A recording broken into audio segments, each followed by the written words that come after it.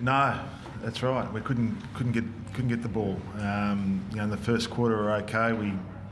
We gave them their first three goals, I think, through a couple of sloppy errors out of our back 50. But then we couldn't get hold of the footy, and they were much more effective out of the stoppages, particularly the centre bounce clearances. We thought at one point they were able to get hold of the ball and just keep sending it forward, and were a lot cleaner with that part of the game. How disappointing was that, given that their ruck divisions were actually progressing? Yeah, well, it's a bit like what they did last week too. I mean, they didn't have a big ruck division last week, and they were able to smash St Kilda out of the centre bounces, and I think it was 2-8 in the third quarter, and that's when you're at your most vulnerable, really. And I think the inside 50 count, there was only two difference, I think, in the end. But they were able to get some real quality, clean ball. And when a player like Buddy Franklin gets quality, clean ball, they're pretty hard to stop. Is that one of the main differences of the moment, is that you don't have that kind of classical speed and you take the grab and kick it back and goal? Oh, well, the reality is we haven't got Buddy Franklin, so it's, we're still building on the players we've got in our forward line. I just think we can be a good team if we give maximum effort for 4 quarters. If we don't give maximum effort for 4 quarters, we fall back in the pack. And we've got to make sure we come to play and give maximum effort for 4 quarters. That's the reality of what we need to do to be a competitive team. We didn't do it today. Yeah, we thought he was struggling. He's probably been struggling for a few weeks. His last quarters have been okay. Ironically, we subbed him in the third quarter, but we had to do something. We needed to change the mix a little bit, and we thought that Lukey Park, when he went on, at least we went into the centre of the ground. It was a good experience for him. We were getting beaten out of there anyway, so we thought, put a young kid on. I thought he got his hand on a few in there and did okay. Is it fair to say quite a few players were missing in that third term? Yeah. In around the contest? Yeah, it would be fair to say we didn't have enough. We didn't have enough contributors in the third quarter, and that's when they really got on top of our game, on top of us. But they probably kicked inaccurately a little bit in the second quarter as well. So it started to turn a little bit, but it really opened up for them in the third quarter when we couldn't get our hands on them at the centre bounces, and they were able to get some really clean ball out of there, which put our defenders under enormous pressure. Was that the gist of your message to them at third-quarter time? Because you had quite a few minutes before they went out. Yeah, it was. It was just making sure that we try and turn that around. We know it's an important part of the game, and we weren't getting our hands on the footy, and we needed to make sure we got our hands on the footy to give us first use and take the pressure off our defenders, but we weren't able to do it. We were trying different things during that period of time, personnel and tactically, but the bottom line is we just got to get your hand on the ball. Even before that, skill areas and turnovers and that sort of thing. I mean, is that the effort level we're talking about? Is that a sort of concentration? Or? Yeah, I think it all goes hand in hand. When our intensity's up for the 4 quarters, and you're aggressive and you're consistent with your contested ball and all of that, your skill areas are very minimal. But our mindset to play 4 quarters of really strong, solid footy wasn't there, and therefore it sort of affected our defensive part of our game. It affected our offensive part of our game. You just know that if you're really strong with the defensive part of your game, that often the skill areas aren't there. Did you learn more from a bigger picture? I mean, was it a chance to sort of test yourself against the top of the upper level team today, and you learn a lot out of that? Well, the fact that we're still a fair way off that, and that's what we need to make sure we get better at. We need, we've had a couple of good wins the last 2 weeks, and we've had some players play some really good footy over that period, but we need to. Well, we know that we're still a little bit off, and we need to improve to beat some of those teams. Is anybody who kind of runs above the general level and you thought stuck it for 4 quarters? We probably didn't have too many. I think I don't think we had too many contributors, and I think it's probably started in the middle of the ground. I thought our midfielders were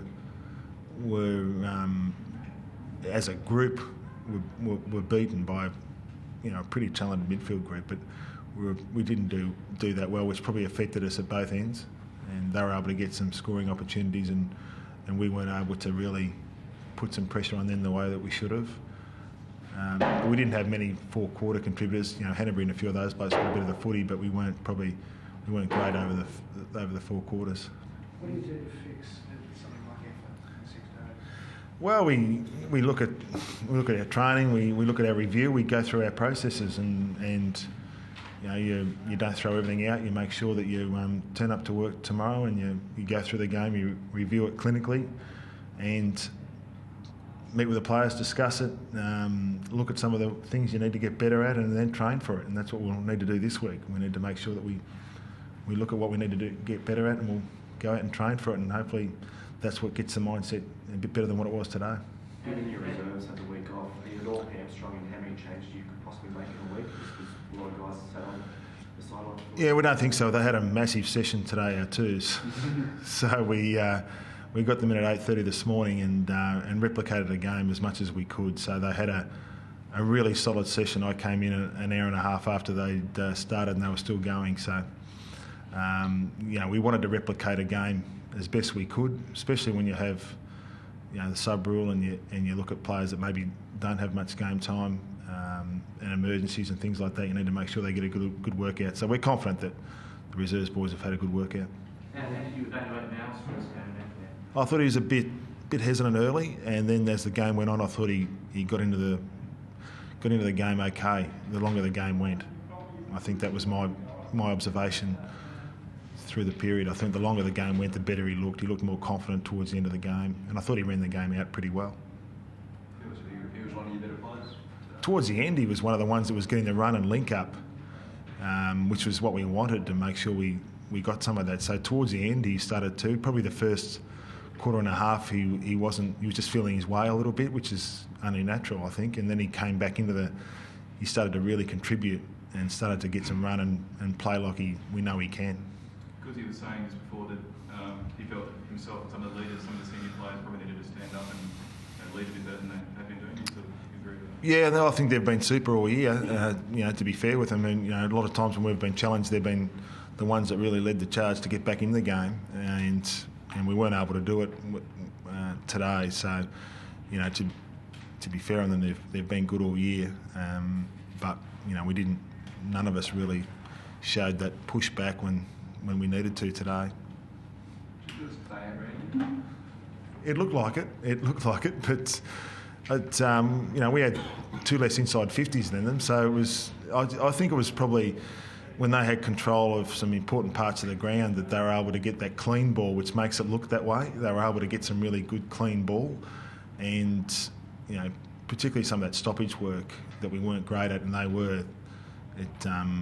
That then makes them confident to be able to spread and run because they were winning some cleaner ball.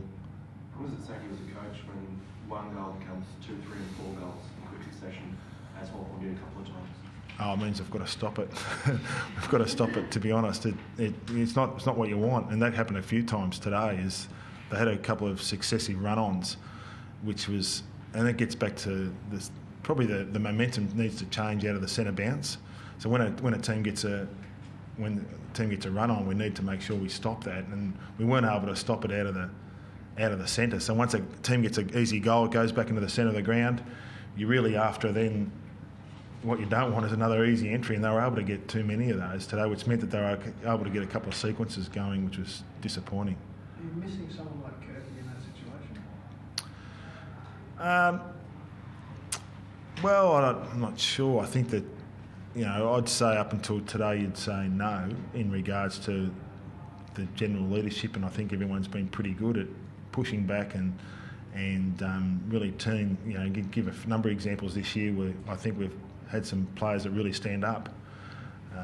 We weren't great at it today, and I dare say there's been a few games when Kirky was playing that we weren't great at it as well. So, you know, I think it's probably we'll be making that call just out of today. I'd hope that we're able to be a bit better than that. Any injuries at all today? I don't think so. I don't think there was any injuries. Not that I'm aware of. I haven't spoken to the docs yet, but not that I'm aware of. Thank you. No worries. Thanks.